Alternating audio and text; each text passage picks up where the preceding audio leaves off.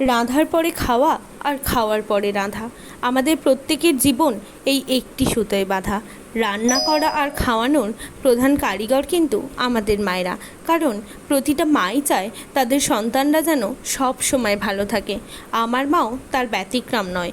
মা সবসময় চেষ্টা করে নির্ভেজাল নিরামিষ দিনের খাবারগুলো আমাদের কাছে আকর্ষণীয় করে তোলার, যাতে করে আমরা ভালোবেসে তৃপ্তি করে খাবারগুলো খেতে পারি।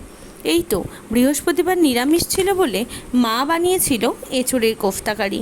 মা এটা বরাবরই খুব ভালো বানায়।